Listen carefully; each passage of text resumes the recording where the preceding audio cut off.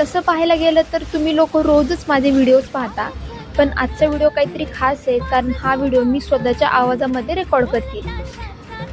आयुष्यामध्ये एखादी तरी गोष्ट माणसाच्या आवडीची असावी, तर त्यातलीच ही एक आवडीची गोष्ट म्हणजे व्हिडिओज करायचे आणि यूट्यूबला पोस्ट करायचे.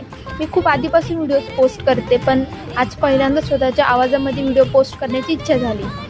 तर आजच्या व्हिडिओमध्ये मी सांगणार आहे शेवगा आणि मुगाच्या डाळीची भाजी कशी करायची.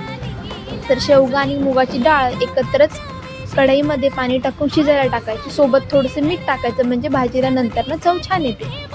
मग आता एका ठिकाणी वाटण करायला घ्यायचे. वाटणासाठी सुकं खोबरं थोडंसं किसून घ्यायचं, त्याचबरोबर लसूण टाकायचा, अद्रक टाकायचं आणि छानपैकी थोडीशी कोथिंबीर धुवून टाकायची आणि ह्याचं वाटण करून घ्यायचं.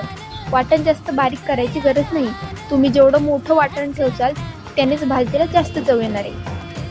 आता वाटण एका साईडला झालं तर दुसरीकडे लगेचच कटिंग करून घ्या. तर 2 मीडियम आकाराचे कांदे कट करून घेतले आणि 1 मीडियम आकाराचा एकच टोमॅटो कट करून घेतला. तोपर्यंत आपला शेवगा आणि डाळ दोन्हीसुद्धा छानपैकी शिजलेले, तर ते एका साईडला काढून घ्यायचं.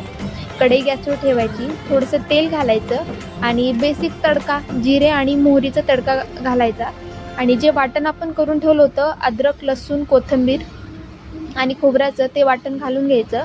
वाटण छान लाल होईपर्यंत त्याला परतत राहायचं. त्यानंतर आपण जो बारीक चिरलेला कांदा आहे तो कांदा देखील यामध्ये घालायचा. कांदा छान मऊ होईपर्यंत परतत राहायचं. मग कांद्यानंतर जो आपण टोमॅटो चिरला होता तो सुद्धा घालून घ्यायचा. तर या ठिकाणी ऑप्शनने तुम्ही कांदा आणि टोमॅटो पेस्ट करून सुद्धा घालू शकता आणि बारीक चिरून सुद्धा घालू शकता. तर ते मऊ होते त्याच्यानंतरच आपण त्याच्यामध्ये मसाले ॲड करतोय.